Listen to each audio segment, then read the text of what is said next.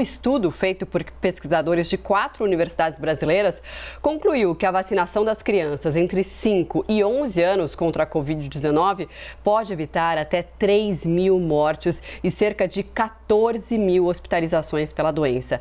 Quem vai explicar para a gente essa previsão é a médica que coordenou a pesquisa, a doutora Cristiana Toscano.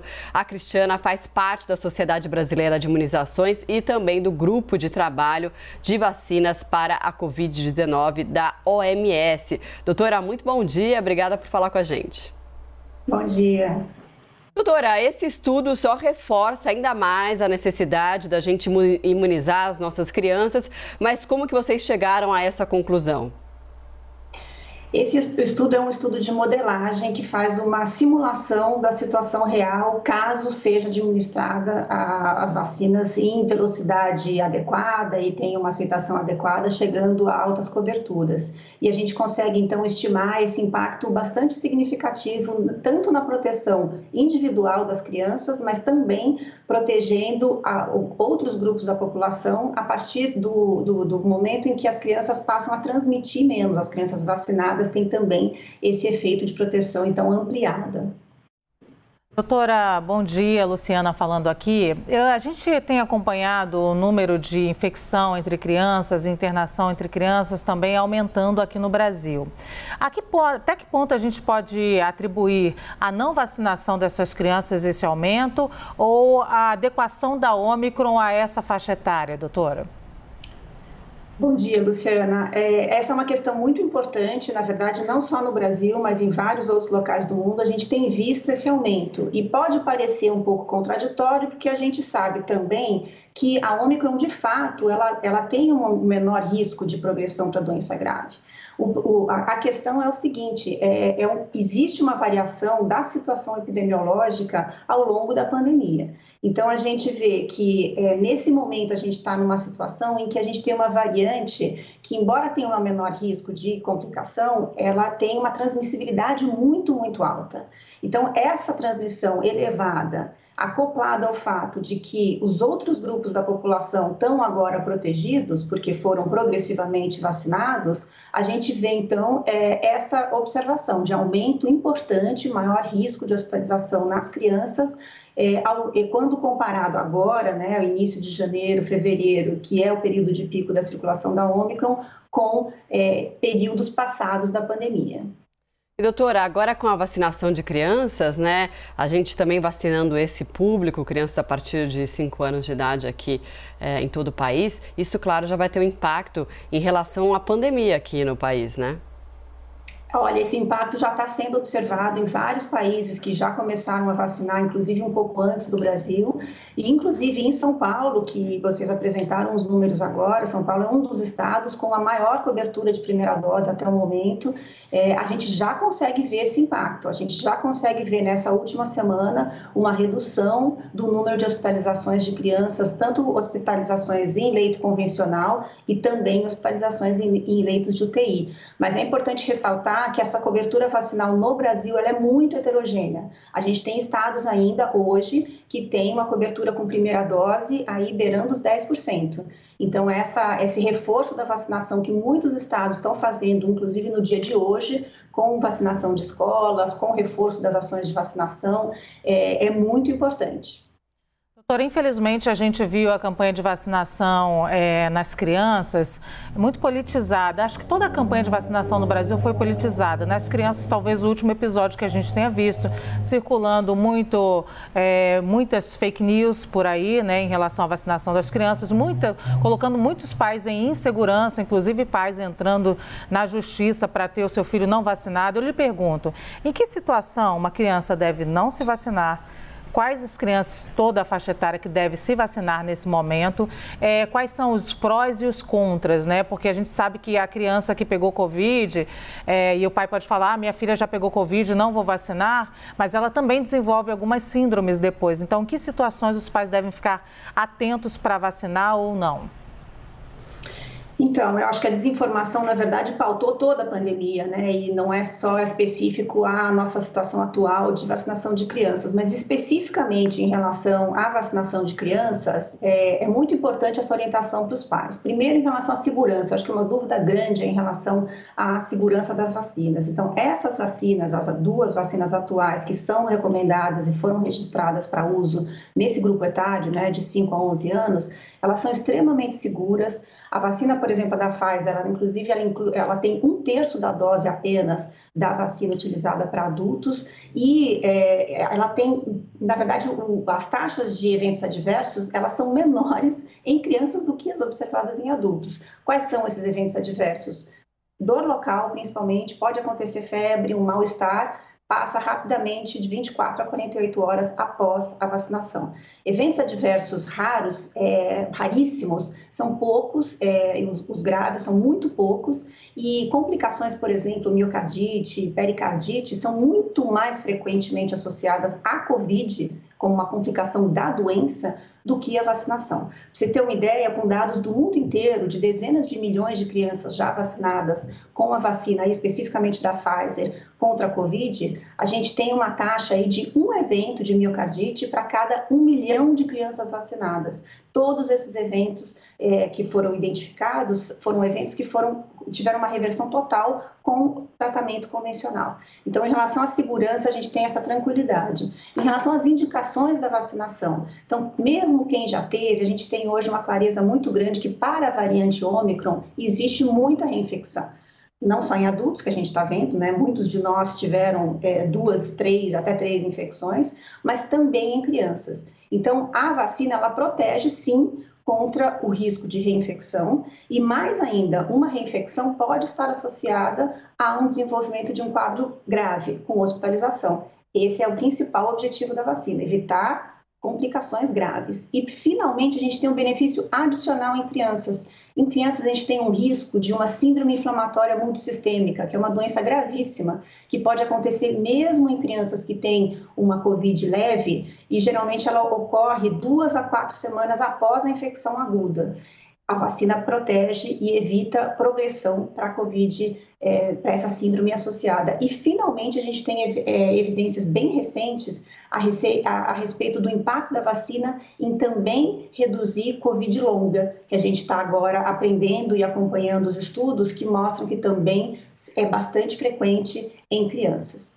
Essa COVID longa em crianças, como que ela se manifesta e como que ela tem que ser tratada? Ou ela passa depois de um tempo?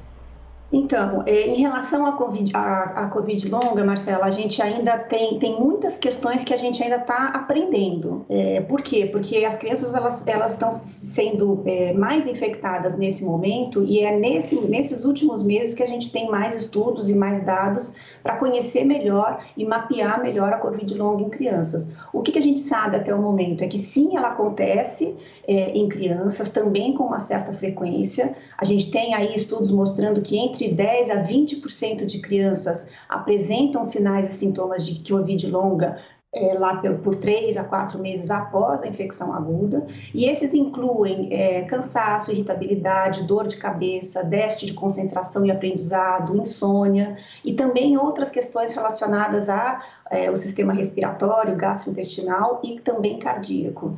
O tratamento, obviamente, inclui acompanhamento médico, depende do órgão acometido e do sintoma, e a gente ainda não sabe como que vai ser a progressão disso. A gente sabe que para adultos, para a COVID longa, que a gente já tem mais estudos e mais dados, a gente tem estudos mostrando que essa progressão pode ocorrer até mais de um ano com a persistência desses sintomas. Para a criança, a gente ainda está aprendendo, estudando, e a gente ainda vai conhecer melhor como que vai ser essa progressão. Mas o fato, né, de a gente já ter evidências que mostram que a vacinação consegue evitar e prevenir a progressão para a COVID longa em crianças é um benefício adicional muito grande, muito importante.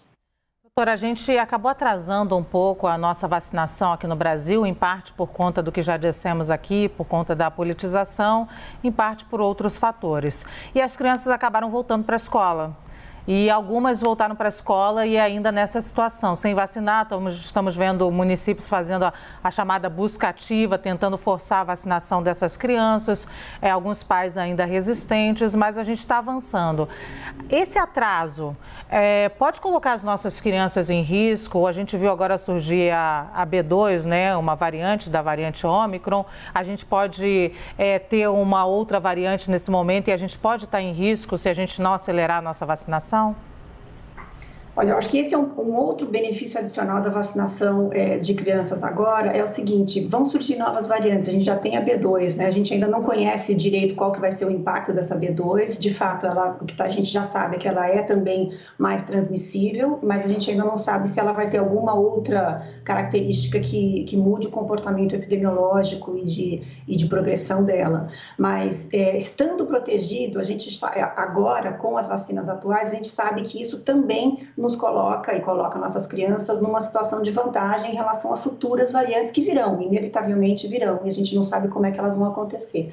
Agora, uma coisa muito importante, isso desde o ano passado, a gente vem reforçando essas recomendações, tanto o Unicef, a Organização Mundial da Saúde e as autoridades nacionais, o retorno às atividades escolares, né, e ao ensino presencial não deve, nunca deveu estar atrelado à vacinação. As medidas de distanciamento e de precaução e segurança dentro do ambiente escolar, dada a situação epidemiológica que permite esse retorno, né, que foi o caso quando se retornou às atividades escolares, são bastante importantes, são necessárias. A vacinação vem adicionar a essa proteção. Então, é claro que circulando na sociedade agora com a flexibilização de muitas das medidas que vinham vindo no ano passado, as crianças vão ter mais contato, vão estar mais expostas. Inclusive, a gente estima no nosso estudo, números muito parecidos com outros dados de outros países, entre 70% a 80% das crianças de 5 a 11 anos durante o período da Ômicron vão se infectar com a Ômicron. A estimativa do Reino Unido foi de 85% também. Então, assim, as crianças vão se infectar. Quanto mais protegidas elas estiverem, menor o risco de todas as complicações, de todos os eventos adversos possíveis e longos, e também o risco de transmissão para outros que estão à sua volta. Doutora, muitas escolas, governos estaduais e municipais estão adotando o passaporte da vacina para as escolas. O que a senhora acha dessa medida? Olha, o passaporte, na verdade, do ponto de vista epidemiológico e de saúde pública, ela é uma medida que funciona. Então, assim, eu vou opinar do ponto de vista de infectologista, do olhar de um infectologista e de um epidemiologista que olhem como a gente consegue minimizar o impacto da maior transmissão que ocorre entre não vacinados. Hoje a gente vê que, inclusive, o número de hospitalizados, por exemplo, né, de Covid entre crianças no Brasil inteiro, 90% dessas crianças são não vacinadas. Se a gente vê as hospitalizações também entre adolescentes e entre adultos, também uma proporção aí em torno de 90% a 95% são os não vacinados. Então, os bolsões e a população de não vacinados, não só elas se colocam em risco, mas elas perpetuam o risco de transmissão da doença na comunidade. Então, nesse sentido, o passaporte ajuda, porque você vai evitar essa circulação de pessoas não vacinadas que têm uma maior propensão de se infectarem e transmitirem o vírus na população e na comunidade, em particular em locais fechados. Então, vários países já adotaram o passaporte vacinal em diversos ambientes. A maioria dos países tem exigências, e o Brasil também, para a entrada de viajantes em função de status vacinal, que nada mais é do que também uma forma de passaporte vacinal. Então, o passaporte vacinal funciona. Agora, tem questões aí relacionadas a questões de liberdade individual, questões legais, que aí realmente eu não vou opinar, porque não é muito minha área, mas em relação à efetividade do ponto de vista de estratégia de saúde pública, funciona. A gente está agora numa discussão de quarta dose, na implementação da quarta dose para alguns grupos da sociedade brasileira já, e alguns países do mundo já estão fazendo isso, e a gente está com a dificuldade ainda de completar a cobertura vacinal das crianças com a primeira dose. Isso nos traz algum prejuízo enquanto sociedade? Olha, do ponto de vista de sociedade, né, da comunidade como um todo, a gente tem prioridades que são, né, que devem ser consideradas em níveis de prioridade. Prioridade máxima absoluta, altíssimas coberturas com 3 doses para grupos de risco e idosos. Né? Aí, depois disso, e a gente sabe por quê. Por que agora precisa da terceira dose? Porque a terceira dose ela é necessária para a Ômicron. A Ômicron é uma variante que ela conseguiu escapar da proteção de apenas 2 doses, ela evoluiu. Né? O que a gente vê agora em relação à quarta dose? A dúvida em relação à quarta dose é que, pela capacidade da Ômicron de evoluir nesse sentido de escapar da resposta imune, a gente vê que a proteção contra a Ômicron da vacinação, ela está mantida, mas os títulos de anticorpos começam a cair aí, e essa proteção diminui de fato em torno de 5 a 6 meses após a vacinação da terceira dose. Então, a dúvida é se, do ponto de vista de saúde pública, que grupo que prioritariamente deve receber, né, inicialmente, essa quarta dose. Isso ainda a gente está estudando para conhecer melhor, e a gente ainda está desenvolvendo estudos para validar essa recomendação melhor. Então, tem alguns países que, de fato, por precaução, já introduziram essa quarta dose. Aqui a gente ainda está discutindo isso, porque a gente ainda precisa um pouco mais de evidência para fazer essa recomendação. E, independente disso, a vacinação de crianças é fundamental, está sendo feita agora, essa cobertura tem que aumentar, a gente está vendo um número de hospitalizações muito grande em crianças, e isso vai, de fato, conseguir ter um impacto importante nessa doença e na circulação e nas hospitalizações e óbitos em crianças. Então, acho que uma coisa não compete com a outra, são 2 questões importantes que são discutidas, e a vacinação de crianças, a gente tem uma janela aí, porque esse período da Ômicron, ele tem uma duração, e nesse período que vai ser o pico das transmissões, então a gente tem uma janela de oportunidade importante para vacinar nossas crianças agora. Doutora, alguns países, por exemplo, o Reino Unido, já começam a falar em acabar com o isolamento, mesmo para pessoas que testam positivo para a Covid-19. A gente já pode falar disso, né, e tratar a doença? O país diz que vai começar a tratar a doença como uma gripe, em que você toma vacina anualmente ou de tempos em tempos, dependendo, obviamente, da doença, mas não precisa ficar isolado. Como que a senhora vê isso? A gente tem que tomar um pouco de cuidado e diferenciar o que são afirmativas, né, e anúncios políticos, e o que são anúncios e afirmativas técnicas baseadas em ciência e em evidências. A gente ainda não tem evidências que corroboram a decisão, por exemplo, de não manter o isolamento para uma pessoa infectada. Uma pessoa infectada pode transmitir, vai transmitir para outras pessoas. Então, existe, claro, um entendimento hoje de que a Ômicron deve, enfim, circular por um tempo agora, depois vai reduzir, já está reduzindo nessa transmissão, esse pico é relativamente curto comparado com outras variantes, devem surgir novas variantes, então assim, a Covid, o SARS-CoV-2, o vírus, ele vai continuar circulando na população. Mas ainda estamos numa pandemia, a gente vê pelos números, né? A gente está trabalhando aí com 800, 1.000 mortes por dia, né? Então, a gente ainda está num período de pandemia.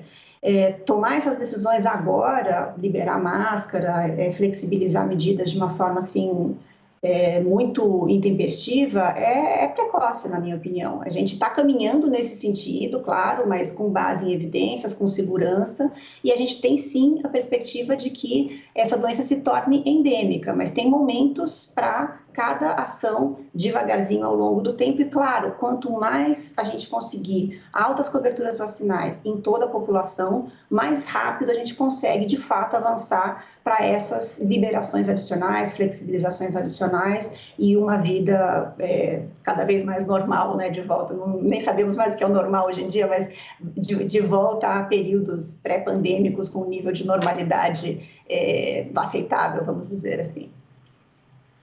Obrigada, doutora. A gente conversou então com a médica e representante da Sociedade Brasileira de Imunizações, doutora Cristiana Toscano. Muito obrigada e um ótimo dia para você. Eu que agradeço, obrigada. Bom final de semana para todos.